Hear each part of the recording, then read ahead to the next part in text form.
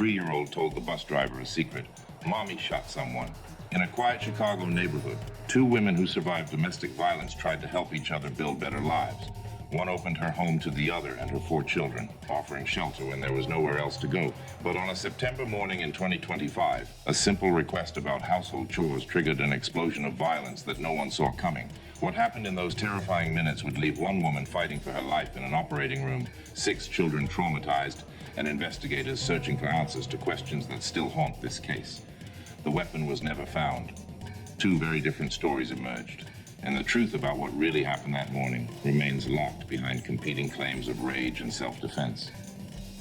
Welcome to 10 by 10 Confidential, where we dive deep into the cases that shock us, the crimes that confuse us, and the stories that demand answers. Thank you so much for watching and being part of this community of truth seekers.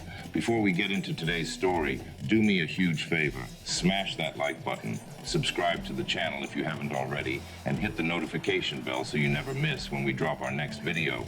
Your support means everything and helps us keep bringing you these important stories. Now let's dive into a case that started with something as simple as dirty dishes and ended with a gunshot, a missing weapon, and 2 very different versions of the truth. In September of 2025, a domestic violence case in Chicago's Chatham neighborhood exposed the complex reality faced by trauma survivors attempting to rebuild their lives. The incident would raise critical questions about the intersection of past trauma, present violence, and the criminal justice system's response to individuals who appear caught between victim and perpetrator. This case involves 2 women, both survivors of domestic violence, both mothers, both attempting to provide stability for their children. What began as an act of mutual support devolved into a shooting that left one woman critically wounded and the other facing attempted murder charges. The incident underscores the challenges inherent in breaking cycles of violence and the complications that arise when trauma remains unaddressed. The confrontation that occurred on September 3rd would ultimately involve 6 children, emergency medical personnel, law enforcement, and the Cook County court system. At the center of the case, a missing firearm, conflicting accounts of self-defense, and fundamental questions about accountability and survival. Jelavonni Gage, a 26-year-old resident of Chicago's South Side, maintained a residence in the 8100 block of South Maryland Avenue in the Chatham neighborhood. Gage was the mother of 2 young children, ages 3 and 4, and was reportedly attempting to establish a stable household environment.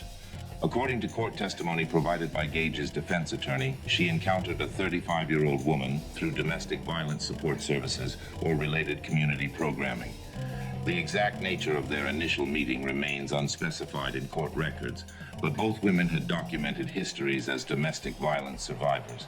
The 35-year-old woman was the mother of 4 children and was experiencing housing instability. When Gage learned of her situation, she extended an offer of temporary housing. This arrangement, described by defense counsel as an act undertaken out of the kindness of her own heart, resulted in 8 individuals, 2 adults and 6 children, cohabitating in Gage's residence. However, on March 20th, 2025, Chicago police responded to a domestic disturbance call at the South Maryland Avenue address. The specifics of that incident have not been made public, but the response resulted in Gage's arrest on misdemeanor domestic battery charges. Following standard court procedures, Gage was released on pretrial conditions. These conditions typically include requirements to appear at scheduled court proceedings, maintain lawful behavior, and potentially comply with protective orders or other restrictions. Critically, Gage was permitted to return to a residence while the March case remained pending.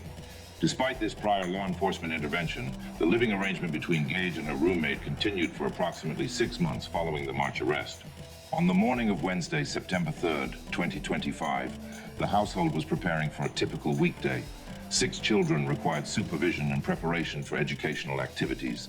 Both adult women were present in the residence along with the roommate's cousin who was visiting or residing there at the time. At approximately 7:20 a.m., according to prosecution testimony presented by Assistant State's Attorney Paul Sloan, Jelavonni Gage requested that her roommate wash dishes that had accumulated in the kitchen. The roommate responded that she would complete the task at a later time. This response reportedly triggered a significant emotional reaction from Gage. prosecutors allege that she began engaging in aggressive behavior, including forcefully closing doors throughout the residence and directing verbal insults toward her roommate. The situation escalated rapidly from verbal confrontation to potential physical violence. Recognizing the deteriorating situation, the 35-year-old woman announced her intention to leave the residence with her 4 children for the remainder of the day. This announcement, rather than de-escalating the confrontation, allegedly prompted Gage to retrieve a firearm. According to prosecution accounts, Gage brandished the weapon and made an explicit threat to discharge the firearm at her roommate in the presence of the roommate's children. The roommate's cousin, who was present during this escalation, attempted to intervene physically to separate the 2 women and prevent further violence. Despite these intervention efforts, prosecutors allege that Gage discharged the firearm, striking her roommate in the abdominal region. At least one of Gage's own children, either the 3-year-old or 4-year-old, was present and witnessed the shooting. Following the discharge of the firearm, Gage's documented behavior presents a stark contrast to the violence that had just occurred. Rather than remaining at the scene, calling for emergency assistance, or displaying emotional distress, Gage reportedly gathered her 2 young children and escorted them to their designated nursery school bus stop, maintaining what witnesses described as a calm demeanor. The children boarded their scheduled transportation. However, during the bus ride, one of Gage's children disclosed to the driver that Mommy shot someone. This statement prompted the bus driver to make an immediate operational decision. Rather than continuing the designated route, the driver reversed course and returned both children to the South Maryland Avenue residence. Simultaneously, emergency services had been summoned to the location. Paramedics from the Chicago Fire Department arrived to find the 35-year-old victim suffering from a gunshot wound to her abdomen. This type of injury carries significant risk due to the concentration of vital organs, major blood vessels, and the potential for rapid blood loss and septic complications. Emergency medical personnel stabilized the victim at the scene before transporting her via ambulance to the University of Chicago Medical Center, a level 1 trauma facility equipped to handle critical gunshot injuries. The victim was classified as being in critical condition upon arrival. Medical personnel immediately prepared the victim for emergency surgical intervention.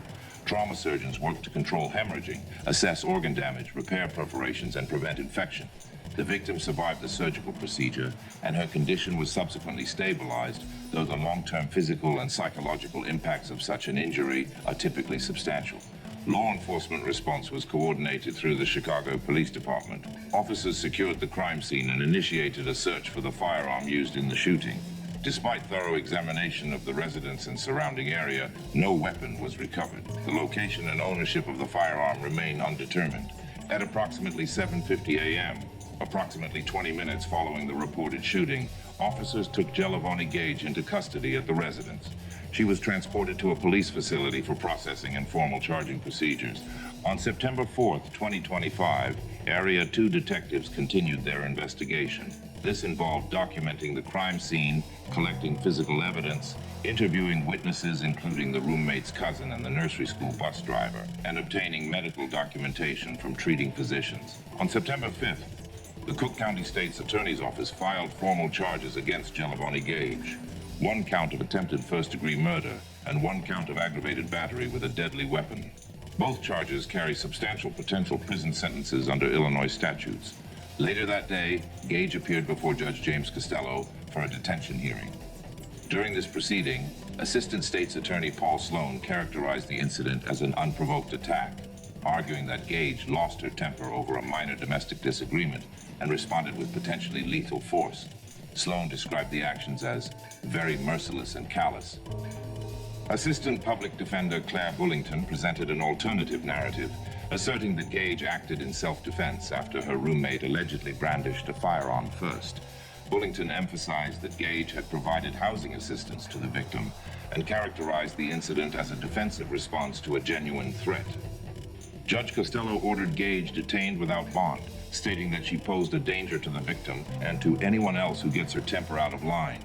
Additionally, because Gage was on pretrial release for the March domestic battery charge at the time of the September shooting, Judge Costello revoked that pretrial release as well, As of October 2025, the case remains in the pretrial phase. The missing firearm continues to present investigative and prosecutorial challenges. The victim continues her physical and psychological recovery. 6 children have been impacted by exposure to domestic violence. This case illustrates the complex dynamics facing domestic violence survivors.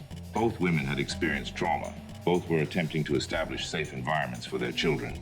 Yet the presence of past trauma does not eliminate individual accountability for present actions. The legal system must now determine whether this incident constitutes attempted murder or legitimate self-defense, a determination that will rely heavily on witness testimony in the absence of the physical weapon.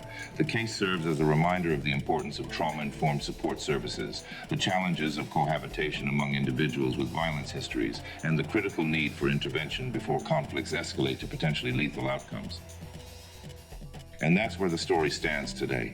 Jelavonni Gage remains in the Cook County Jail awaiting trial. The gun has never been found, and a jury will eventually have to decide whether this was attempted murder or self-defense. Thank you so much for watching this episode of 10 by 10 Confidential. If you found this story as compelling as I did, please hit that like button and share this video with anyone who loves true crime. And here's my question for you. Drop your answer in the comments below. Do you think Jelavonni Gage was defending herself, or did she cross the line into attempted murder? I want to hear what you think. Subscribe and hit that bell so you don't miss our next investigation. Until then, stay curious, stay safe, and keep searching for the truth.